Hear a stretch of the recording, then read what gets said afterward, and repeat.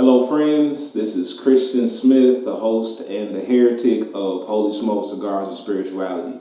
Welcome to another episode in season 2 of Holy Smokes. We're so grateful for you being here. Holy Smokes is for the everyday person.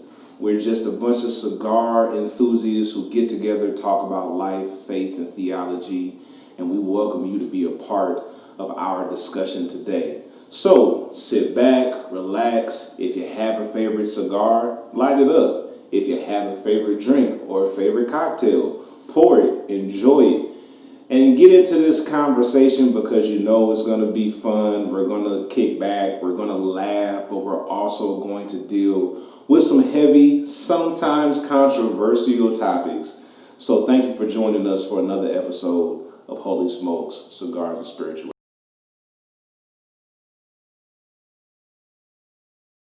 We're back for episode 5 of season 2.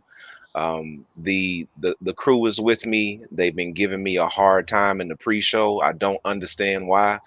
Even the live virtual audience, our patrons have been attacking me. I don't You're blaming it on the understand what people, I Pastor. I don't understand what I did to deserve this. But we're gonna try to figure this thing out. I need some new patrons who are gonna come in and not like turn on me the way that these have. And if Are you're you listening, diminishing paid patrons on the live recording? Is that how you starting off? This is like the Wow. opposite of Stockholm syndrome. This is like people in captivity who Wow. turn against their captor. It's like Oslo syndrome or Helsinki Like you ain't syndrome. even 10 seconds in and you're abusing people who pay. listen, y'all interrupting my introduction. I was in a flow. Now hush so I can finish. Excuse He said me. HUD. So Forgive we're, me. we're back. And as you can see, we have a good time here, even when we deal with heavy topics like today, because today's topic is Mhm. I'm not political. So yeah, this is going to get heavy. I want to go ahead and as quick as possible get to my cast mates, but first I want to um, make sure I always do our preliminaries. You know, we have one rule at Holy Smokes. One rule. Our rule here is that we respect each other's lived experience. What's the rule, Bishop? Okay, I'm gonna say it again. The one rule is that we respect each other's lived experience. One Bishop, more say time, it one please. more time.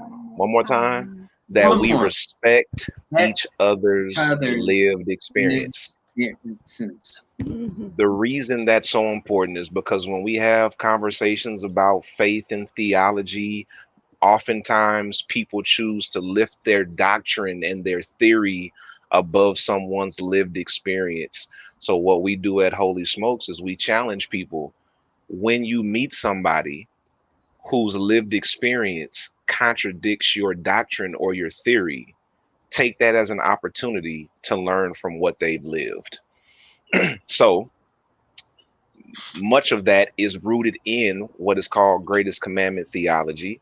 Greatest commandment theology is found in Matthew chapter 22, 34 through 40. And it basically states that your love for God is displayed through how you love your neighbor, which is an extension of how you love yourself. Therefore, you can't fully love God if you don't love your neighbor. And here's the kicker: you can't fully love your neighbor if you don't love yourself. So we really believe that love for self is at the core of the gospel. And that guides our discussions here. And, you know, we've had episodes where we've talked about that in more detail. Go back and listen to the other episodes. Like I said, we're in season 2. And all of season 1 is available on the Faith Community's YouTube page. So if you search TFCATL on YouTube, you'll be able to find all the episodes from season 1. Last thing before we get into these introductions, we have a very intelligent, well-spoken group of castmates here on Holy Smokes, and we do our best to monitor everybody's language. We're not really concerned with cuss words, as you know. We'll drop a cuss word every now and then, but we do try to monitor academic words. So we have a mechanism called the dollar jar. So anytime somebody on the cash uses a word that's too academic, that needs to be defined, and they don't immediately define it, you are going to see and hear this right now. Hit it. That was That good. means That was good. Every time. that means they got the dollar jar. So what we're going to do is we're going to get into it right now with some introductions. I got 3 of my friends here, and I want to invite them to introduce themselves. We're going to start with Grayson, and then go to the Kingmaker, and then go to Nikki, the Anchor. And what I want you to do today is tell us, what are you smoking? What are you drinking? And then tell us, on a scale of 1 to 10, how comfortable are you discussing politics with people, with 10 being ultra comfortable and 1 being I avoid discussing politics like the plague. All right. So today I'll start. I'm Christian, the host, the heretic. I'm having the Holy Smokes cigar, the Connecticut right there. There you go. I'm enjoying that today. I might have the sweet Maduro once I get done. And I'm having a Liberation peach lemonade. So this is lemonade mixed with peach crown. And then I added some regular bourbon in for the day because it's been a heavy day. And on a scale of 1 to 10, it really depends on who I'm dealing with. Like, it might be a 10, and then it might be a 1 and the reason it might be a 1 with certain people, because I know if I discuss politics with certain people, I'm probably going to wind up like physically assaulting them because they're going to say something that pisses me off, because it's almost happened before. Like, I literally almost assaulted the COO of a company I used to work for because he said something stupid. So it could be a 10, it could be a 1. I don't know. Grayson, what you got?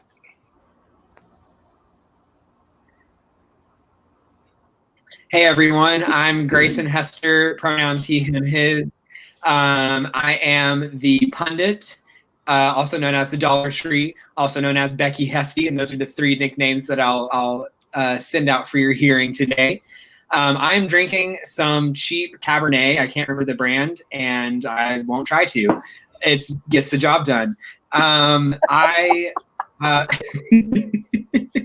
am not smoking, mostly because I'm inside, but started this podcast never having smoked a cigar, and then smoked like 1 or 2, but just don't feel like I don't trust myself with them yet. So maybe if we ever get back in person, then I'll resume the practice. Yeah, Pam, I'm very curious about that. How comfortable I am talking about politics? Yeah, it really does depend on the person. Because especially with all of the things that can be considered political in our country that aren't considered political in other countries or aren't quite as politicized, like what people are bringing to the table, like could be lethal for me to ingest. Like I have an allergy to certain things and people are trying to force feed me food that I'm allergic to. And if that's the case, then I'm not going to engage. Maybe for my own safety, maybe I'm probably a quarter of Christian size, so physical assault's probably off the table. But I've never tried, but I don't see that going well for me. Yo, wait a minute. How big do you think I am? A quarter of my size? Jesus, Hezekiah Christ. Hyperbole, Christian. I think he's leaning into ministerial hyperbole. Hyperbole. Yeah, got her. You got a dollar jar for hyperbole. No, I agree. I think it's fair. So hyperbole means exaggeration. It means that you're saying it bigger than it really is to get your point across. Jesus engaged in hyperbole. He did. The problem with this segment today is that Christian has a spirit on him that now he is allowing it to feel like we're targeting him so that he can get people who don't know him, who are going to be these new members, on his side early. Let's not fall for it today. I ain't in the mood. Let's get out of here. You are. Man, whatever. I might want to hear all that. Kingmaker, introduce yourself. Listen to the aggression. I did want to. I did want to Oh, finish my thought, but with certain people, it's a 10. So, like Christian, it depends on the person. But generally, I'm not averse to it. gotcha. Gotcha. Thank you, sir. Kingmaker. Under this immense pressure by Bishop Bully, I am the Kingmaker Curvance Ross, aka Captain Epaulets. And I am smoking my sponsorship stick, the hand roll full bodied sweet Maduro. And I'm drinking a very beautiful brandy. Ciroc has a very special French brandy now. And I suggest that you grab some to make sure. Oh, yeah, AKA The Voice, which Pam is giving me that additional AKA. And on a scale of 1 to 10, I am going to stay in the trend of everybody before me. It depends on who you're talking to, which environment you're in, and I have to add what kind of mood you're in, because it is not beneficial for a person like me to talk politics, particularly after the situations of today. But some kind of way Bishop Bully has me on talking politics, and I'm glad we laughed early because I don't think we're going to laugh anymore. I just want you to stop calling me Bishop Bully because I don't want that to catch on. Please, for the love of God. Bishop Bully, I'm going to stop then. I would rather you call me Daddy Grace, and I hated that too. Oh no, you can't pick your oppressive title. You cannot do it. Nikki, please introduce yourself. Please move us on. Please. Curvance, I am so glad you're here, and I'm glad you hung on for the conversation. I do anticipate this to be a challenging conversation. So yes, I'm Nikki Hardiman. They call me the anchor. Today I am with Christian smoking the House Connecticut. Right here, see, if you look close, you can even see my lipstick on it. So I'm smoking that, and I have been nursing for a little while a margarita with Trace Generation tequila. I need Pam to come over and enjoy with me. I know it's one of her favorites. But I mixed Trace Generation with some triple sec and lime. And so my comfort with talking politics is increasingly growing. So I think that, yes, the audience does matter to me, but my filter doesn't always acknowledge that. And so sometimes I find myself talking politics with people maybe I shouldn't be talking politics with. So tequila. So I'm going to land at about a 7. And that's because I do feel like this is an area in my life that I'm growing and learning how to talk about. And so sometimes I shy away because I feel like there's still a lot to learn. But on the whole, I kind of dig it. I like it. I like it a lot. So usually Tiger Gibson comes with the Tiger's tip of the week. And there's been a little bit of a feud happening during the season. So I don't know what's going to happen today. We're going to go ahead and have the Kingmaker fill in for Tiger and give us the cigar tip of the week. Kingmaker, you got it. Let's be clear. This is a ministry moment because God will handle your battles if you just stand still. Realizing that you don't have to fight your enemies. If you let God handle it, he'll give you the position that he knows that you're supposed to have. This is not Tiger's anything. This is a king space.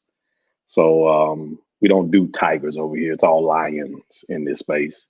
So this is a Kingmaker cigar corner. And for those of you who want to get a little insight and a quick tip, I don't have one on my cigar, but the band or the wrapper generally comes up in question. Should you remove your wrapper before you start smoking the cigar? Should you keep it on and smoke through the wrapper? Do you tear the wrapper off? What do you do? So I want you to understand that removing the band after smoking for a few minutes reduces the likelihood of the wrapper leaf being damaged in the process. Because if you do it the wrong way, you'll find yourself destroying what this is. This is called the leaf wrapped around the cigar. So while some people prefer to keep the band on for the duration of the cigar and other people prefer to remove it, it's up to you whether you wish to keep it on or not. But if you choose to, let me give you some dynamics. The bands are attached by a gum adhesive, and this gum adhesive is called goma. So the adhesive that keeps the wrapper or the band on is called goma. It's a gum adhesive. And sometimes when they put it on, they may use too much adhesive. So some of that adhesive may seep into the band and onto the cigar and cause the wrapper to be tightly wound on there. If this happens, the band, when removed, may take some of the wrapper off. That's why you end up destroying the leaf. Smoking the cigar for a few minutes and getting it down to where the wrapper already is will soften the glue and loosen the hold that the adhesive has on the wrapper, thus allowing you to slowly remove the band without tearing the leaf. So what'll often happen is the more you smoke it, if you take the wrapper and just start turning it, you'll start realizing that it loosens up. And as you turn and turn, you'll find yourself being able to turn, and the wrapper itself in its still circular matter will come right off. So this is your tip. Don't try to take it off before you start smoking, because the goma can now seep often into the wrapper and some of it to the cigar, messing up the leaf. But ultimately, if you allow the heat to allow it to kind of loosen up, you'll be able to turn it, and then move it off of your cigar. This is a tip from the Kingmaker, the Lion's Den, the Kingmaker Cigar Corner.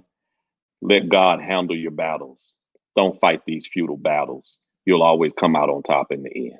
Now back over to you, Christian. Yo, yeah, y'all hilarious. Y'all hilarious. I just learned something today. Holy smokes, wrapper never sticks. Premium rappers is what we That's have. right. So let's go ahead and move on. I do want to acknowledge, earlier Kervance, the Kingmaker, did mention how today has been a rough day. For those who will be listening to this episode when it airs, we are actually recording the day the indictment decision came down in the Breonna Taylor case. So it's ironic that we be talking about politics on today. Of course, we could not have planned that. We couldn't have. This was on the schedule for weeks. So here we are, which is why it was so important that that we get a little bit of laughter in, because sometimes you got to laugh to keep from crying, and that's where we are oftentimes. So hey, that's the backdrop for today's conversation, and really what we want to discuss today is how people sometimes either segregate their politics and their faith, and then how some people integrate them, right? So a lot of people will throw out this whole phrase like, oh, I'm not political. So I want to go ahead and talk about that. We're in election season. This is, in my opinion, easily the most important election of my life. Like, I was very excited to vote for Barack Obama. Very excited. But honestly, for me, this election is more important than that one. It just really is. So I think it's important that we have conversations about politics. We're not going to do it all season, but episode 4 was about politics. Today will be about it. And I want to ask this question out the gate, and I want Grayson the pundit to get us started. Grayson, what comes to mind for you when somebody says, "Oh, I'm not political"?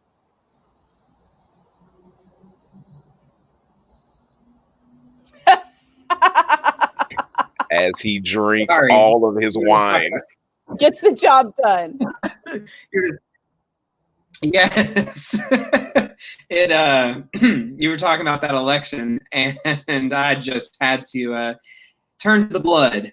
That will save me. Yes. So we all like to joke about my youth in this group, and I have only voted in seemingly existential, which means like dealing with the character of who we are, the fate of who we are elections. Because my first ever election that I voted in was 2016.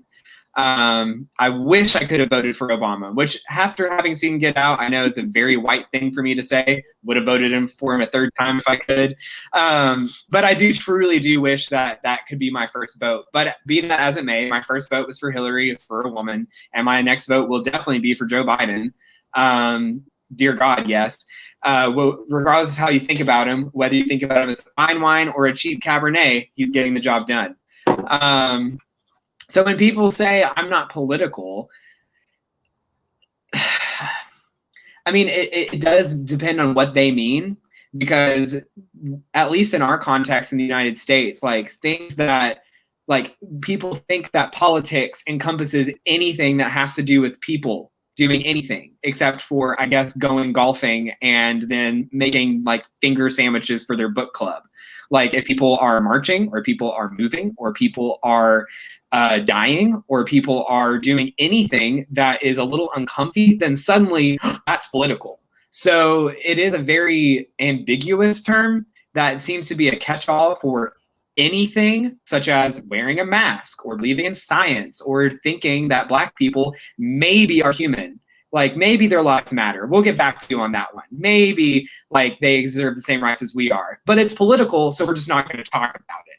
So I think it's a catch-all for talking about anything that matters now, anything that might bring you outside of yourself and make you recognize that you actually are living in a society and that you do have responsibilities to other people. So when people say I'm not political, they're essentially saying I refuse to accept the fact that I live in a society where I'm responsible for someone other than myself.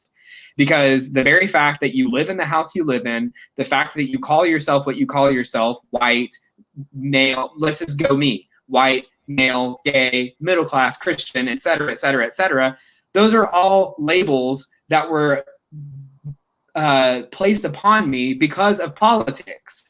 So if I say I'm not political, then it's essentially saying I'm not alive. And it's just a complete, it's just people who say that should deserve gold mental gymnastics, because I don't know how they can simultaneously enjoy the benefits of politics while also saying that they're not what made them who they are. And I do understand it's privilege, but I also don't understand. Well, that's a good way to get us started. You said so many things, and I was like, "Ooh, I want to riff off of that," and then, "Ooh, I want to riff off of that," and then, "Ooh." So, because you said so many things, I want to riff off of. I'm not going to do any of them. I'm gonna kick it over to Nikki and just let her take it, because she'll do better than me. Oh, I won't do better. Not at all.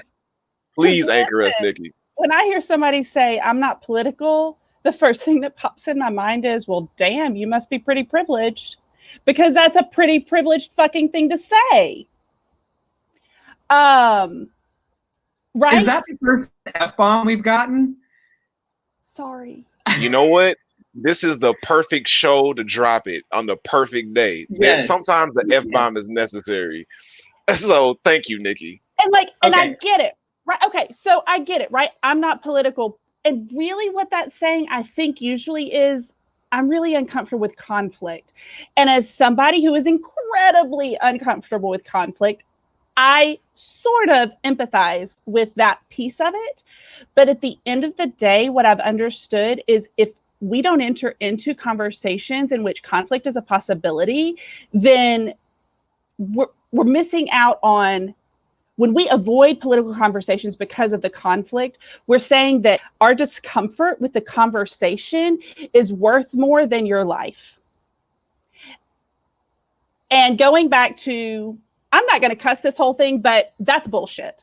And And so when somebody says, I'm not political, the first thing I think is, well, that must be privilege. And then I think, well, wait a minute. Are you human?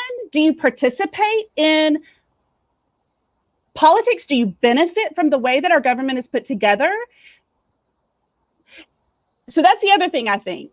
And the other thing, and then the third thing that comes to my mind, I'm not kidding, is, well, are you just lazy? Because talking about politics takes work. It takes concentration. It takes study. It takes learning how government works. And it takes learning all the different sides of what those processes are.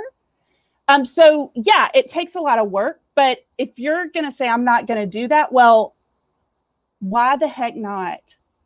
Are you lazy? That's all I got. I don't have anything better because it drives me crazy. That's where I am. Let me tell you something. Let me tell you something. You could not say anything the rest of the day, and you've said enough.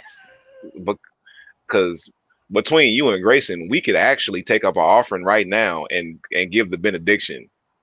If I'm gonna just be perfectly honest, no one needs to hear anything I need to say. But the Kingmaker is here. We got to hear from him. Well, I think we should hear from him. Kingmaker, what you got, man?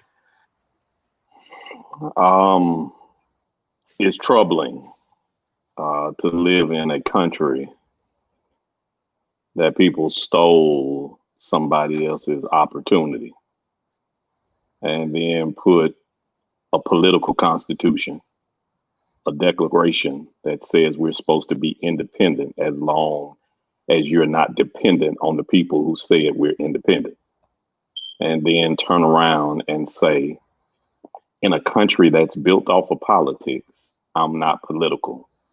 It is as ASA 9, ASA 10, ASA 11, and ASA 12. As being in a band room full of musicians with horns playing music, and each of them saying, I'm not musical. It is problematic because if you use it from a synonymous dynamic, if you are Black and you're not political, you are now saying everything that has happened to people like me, that is happening to people like me, and that will happen to people like me. I choose not to participate in the change. I just want to be a part of the oppression. And then for people who are white, who are not political, it is cold language for saying, I don't want you to realize how racist I really am. Because if I share with you how political I really am, seeing that I can go into a secret booth and never help you find out who I really am, but talk outside the booth as though I'm with you, I don't want you to see that I was never with you before. So to not be political in a space that is political is as crazy as me saying I don't understand or want to be a part of racial injustice, racial conversations, and racial tension. And I am an oppressed individual by racism. If you're not political, you are either dumb, you are either uneducated, you are aloof, or you're holding secrets that you don't want other people to know the truth about. Man, y'all just coming in just swinging for the fences. Can we like ease into the conversation? Y'all don't want to like work your way up to the climax? Well, I mean, that was the reason we laughed so much in the pre-show. We joked because I think all of us knew we needed something to get us prepared. I don't think we got anything else to hold back now. Yeah, I mean, we going in today. For me, y'all, when I think about somebody saying I'm not political, what that says to me is that you are either ignorant or apathetic, right? And I think apathy is something that many people don't understand, but it really just means you have a lack of interest or concern. And to kind of riff off of what all of you are saying, apathy generally is the residue of privilege. You can be apathetic when something doesn't affect you. So you have the privilege of choosing whether or not you want to give a damn.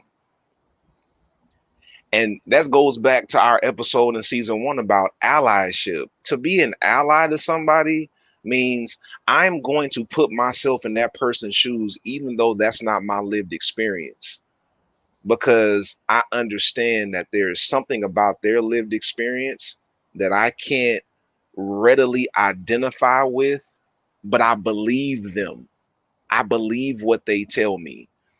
And when people say, "Oh, I'm not political," okay, either you just not paying attention to anything, or you just have apathy about everything. Like, if it doesn't affect me, then whatever. I'm not going to deal with it, right? So that's how people can make the argument, because I've heard this from white people and black people when they talk about 45. Like, I don't agree with most of the stuff he says. I think he's not really a great guy, but the policies. Like, what? Like, so you don't care that he gives like staunch racists a champion to where they can go out and yeah, I talked about it last week on the episode. They can go out with their swastika tattoo in the middle of Atlanta with no care and concern, like, because they got a champion in the White House. And I usually try not to talk too much about politics. I really do. But at this point, I don't give a damn. Like, I'm gonna talk about it because this dude is about to have us in a Handmaid's Tale episode in a minute, right? So for you to say I'm not political, you're just saying what is currently happening doesn't affect my life.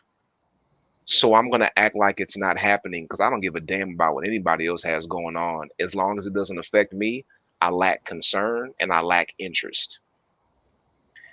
And I think what happens is people do that and use religion as a shield. Christians do this a lot. So, we try to separate, separation of church and state, right? So I'm all about God. I don't get political, blah, blah, blah. I just blah, blah, blah. Jesus, Jesus, Jesus, the biggest excuse. And like, don't hear me wrong. I love Jesus, right? But Jesus is the biggest scapegoat the world has ever known. We blame everything on Jesus. When we treat people like shit, we try to use Jesus to cover it up. When we have apathy, we try to use Jesus to cover it up. So here's my question that I want to like kind of go in this next direction is, so for people who say, I think everybody on the episode agrees that the whole conversation, the whole idea of I'm not political is just straight bullshit. So then for people who try to use religion as a cop out for dealing with politics, where do you think our faith and our politics intersect, if you think they intersect at all?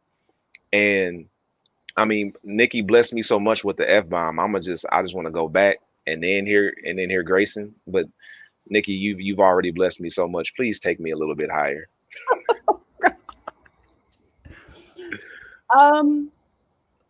So faith in politics, say the question one more time so that I make sure I heard it correctly. Yeah. So where do you think faith and politics intersect, if at all? Well, I mean, I think Jesus talked about politics all the time. And so I think that it intersects in every arena. I was raised in a tradition. I was raised in a white evangelical church that was pretty moderate and the pastor was my dad and fairly liberal. So I feel like I got a pretty good understanding of what that part of the world looks like when it comes to this conversation. And so in that kind of moderate, and it was Baptist. So in that moderate Baptist world, we love James Dunn, and James Dunn was the guy who was head of the Baptist Joint Committee on Public Affairs forever. And there's this idea of this separation of church and state. But I think what ended up happening was we don't ever talk about anything that whiffs of political at all. And I find that incredibly frustrating. And I think that we've done ourselves a disservice by completely divorcing the conversation about politics and faith. I do think we have to keep the separation of church and state. I am a huge proponent of that, and I will defend that until my dying day. But that doesn't mean we can't talk about how our faith impacts the political choices that we make. And so for me, like, that's the way that I vote. So my faith, which teaches me that everybody is a child of God and that everybody matters to God and that God wants everyone to be well and to have shalom, which is that Hebrew word that we usually translate as peace, but it means so much more than peace. It means like well-being. It means that you are cared for and all of those basic needs that you need. That part of my faith impacts the way that I make political decisions. It impacts the way that I talk about politics with my friends and my family, and people who may not consider themselves my friends or my family. It impacts the way that I vote. And I think that's where it is. I think that our faith informs what we want our government, which is what politics is about. It's about the way we take care of people in a government, in a society in which we all live together. It impacts what I want that to look like. Yeah, I totally agree. Our faith should inform our politics. Right.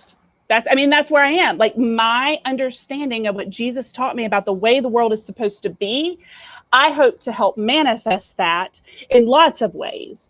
And one of the ways that I hope to help manifest that is in the way that I vote and in the way that I support political leaders. Yeah.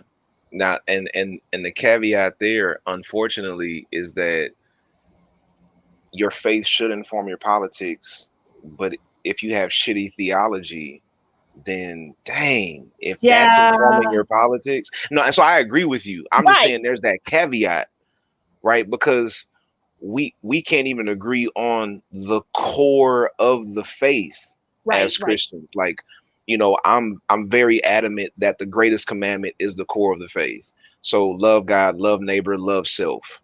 And in order to love God, you have to love neighbor as self. You can't skip over love neighbor as self and go straight to love God. Yeah, it doesn't work that way. So we can't even agree on the core of the faith. So people are walking around with horrible theology and allowing that theology to influence their politics. I'm talking about, it's seriously, it's a shit show right now. If I can just be perfectly honest. I wasn't trying to get into all that. I'm sorry. It's okay. It's okay. That's right. I'm with you. Kingmaker, the pundit, either y'all have something you want to add about like how faith and politics intersect?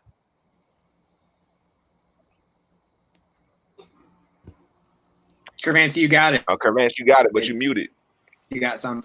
I'm sorry, guys, ladies and gentlemen. I think it is important for us to understand the root of this whole concept about separation of church and state. I think we've taken it way out of context. I think it was 1786 with the Virginia Statute of Religious Freedom that Thomas Jefferson is actually having a dialogue with some Baptists, and they were concerned about being able to practice their freedom. And the whole concept of church and state is to help people understand that they have the right to practice any faith or to have no faith at all, which puts them in the foundational freedom of all Americans to have the freedom to do what they choose to do. This is the context behind the separation of church and state. From this, we have forced people to believe that the separation of church and state is that we shouldn't talk about politics in church, and then that faith doesn't go along with politics. This is not what happens. And it is so Christian of us to use a term out of context and imply something that was not intended. You cannot believe in Jesus and talk about not being political.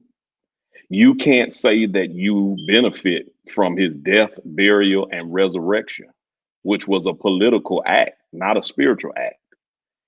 You cannot say that you have ever looked at the 10 commandments, that you are trying not to sin, which are laws, rules, regulations, and a declaration that is helping a group of people try to get in parallel with a God that they don't really know. This challenges me to be able to understand, if you are Christian, are you a Christian that follows anything biblical? Have you ever read the Bible? Do you understand the context of anything from Matthew to Revelations or from Genesis to Malachi?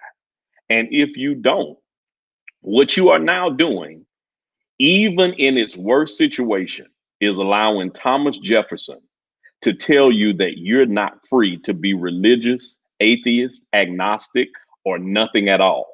And you've taken that and now said, let's not do anything in a nation that's political with a God who used the Roman Empire to save your soul, and now state that I need to be hushed, mummed, and muted to anything that's going on in my real life because I serve a God and live by the salvation of a Jesus who used the politics to save me. You are now missing the boat altogether, and we need to understand what we're saying before we open our mouths and say it foolishly.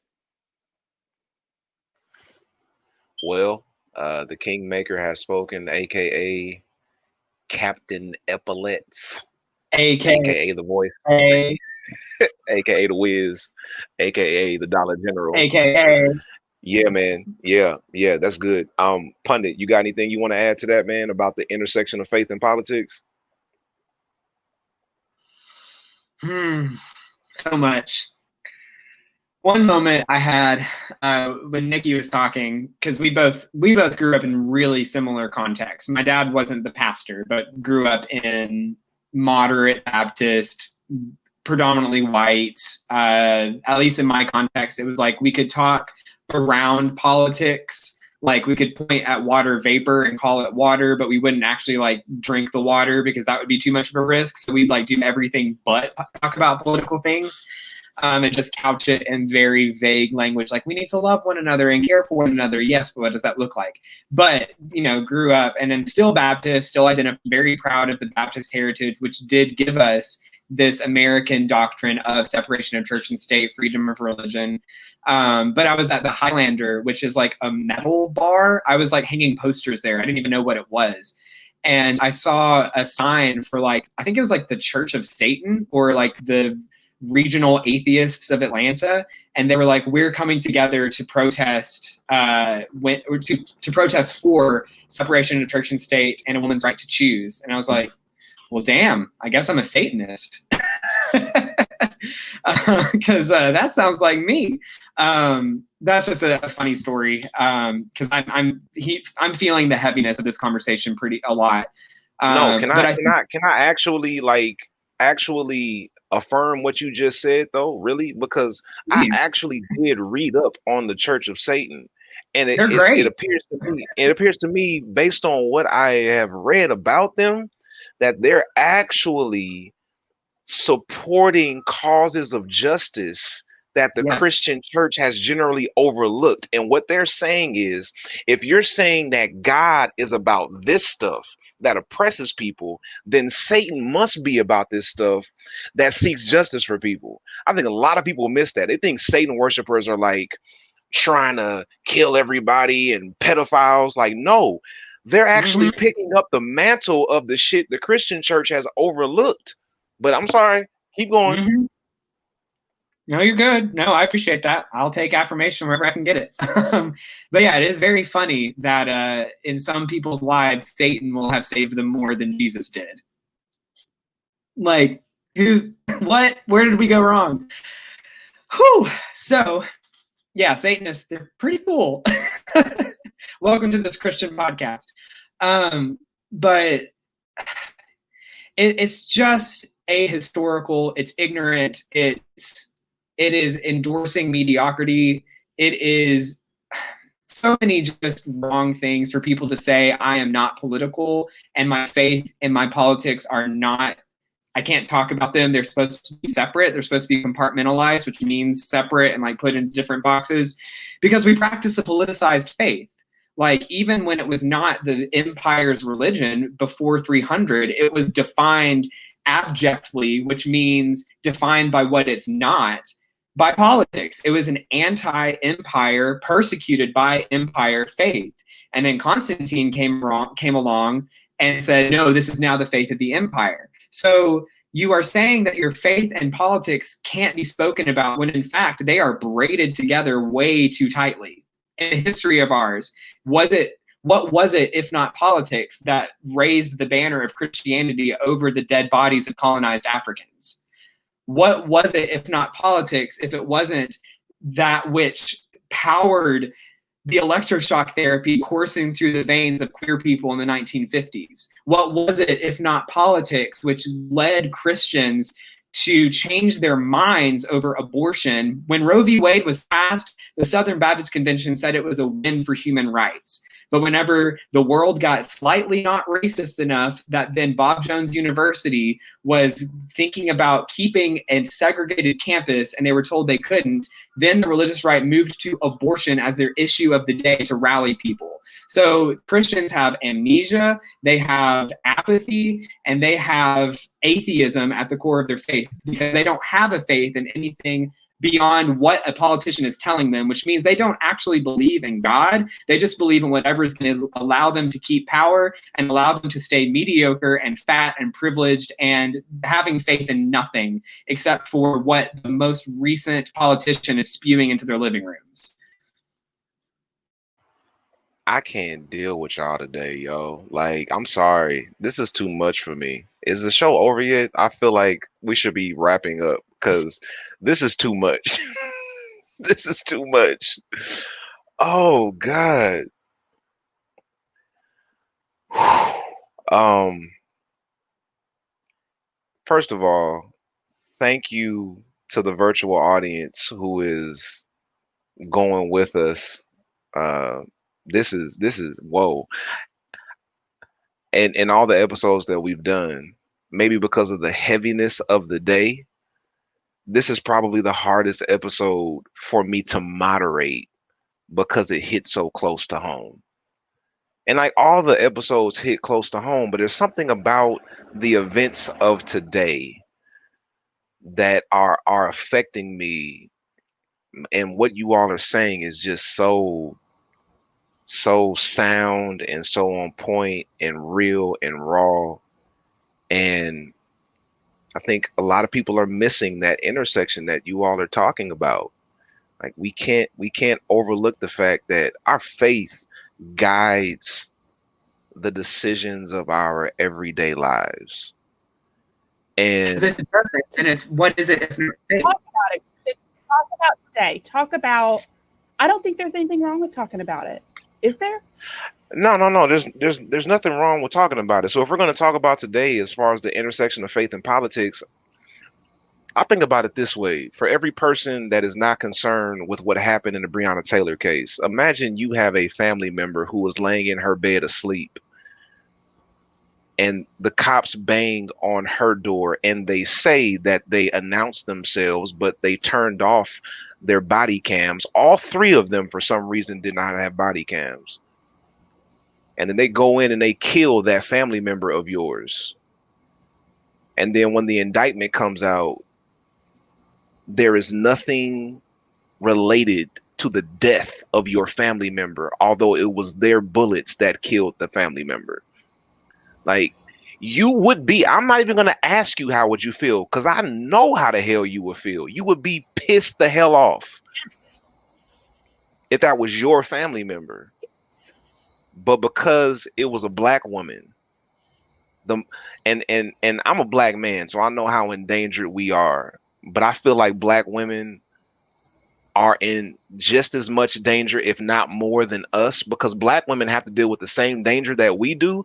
And then they have to deal with the danger that is associated with us, because many times black women are in danger when they're around black men. If we can't have that whole conversation today, but it's the reality. So for us to have this situation today and people just don't give a damn, that's what hurts. It really hurts. Like, y'all really don't give a damn that this woman was murdered in her bed while she was asleep, getting ready for work the next day as a paramedic to save lives. But I'm not political, so I don't get into that stuff. I just go to church and pay my tithes. It hurts. It hurts. So that's why today is heavy for me. It's really heavy. I want to give everybody, because we're coming to the end. Kingmaker's gonna give us the final word. I want to give everybody like 2 minutes. Go ahead and give us your final thoughts before we wrap it up. Because Kingmaker, you were right. We needed the laugh in the beginning because this just got heavy, heavy, heavy, heavy. So, Nikki, give us your final thoughts. Then Grayson, and then Kingmaker, and we're gonna wrap it up.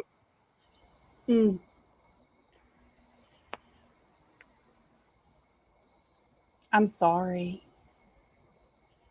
That's what I got.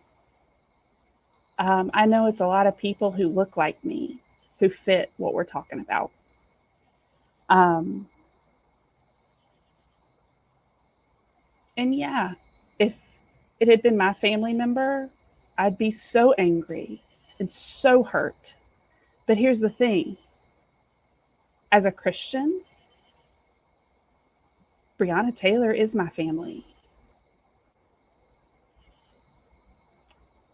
And I need to be as hurt for her and stand up for her the way I would the people who are biologically my family. And I think that's what it gets down to. We have to stand up for one another. We have to stand up when there's injustice. My heart hurts because of what happened today. And my heart hurts even more because I know that it's happened a million times in the past and it's still going to keep happening. And it's not okay. It's not okay. And just because something is lawful doesn't make it moral. Just because something is legal doesn't make it right. And I'm going to stand up and speak against things that are wrong, even if they're lawful. I'm so sorry. That's what I got for you today. That's what I got. And we appreciate that because I know you mean it, because I know there are some people who will say, I'm sorry, and that's the end of it. And that's why my Holy Smokes crew is so important to me, because you guys, especially my white crew, I love y'all. Like, I critique whiteness all the time, but I love my white crew because y'all mean what y'all say. You're not just saying it because you on the show, because you're trying to get points in the black community, but you really mean that because you see us as a part of you. And that goes back to the whole conversation about apathy. You don't have to care, because if it was somebody in your family, that indictment would have went different today. And there wouldn't be a conversation about, well, I'm not political. You know that if it was somebody that looked like you, white people would have been up in arms. And they would have been like, to hell with that whole I'm not political, because somebody I know, somebody I love, somebody that looks like me was murdered. So I appreciate that. Grayson, if you can pull it together, we want to hear a couple of thoughts, man. What you got, man?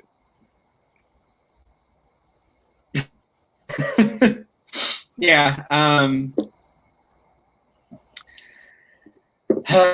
mean, I'm sorry too for whatever that means. Yeah, it's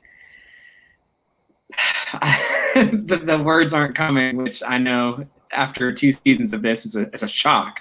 But I just think I really resonate with it, what Nikki said.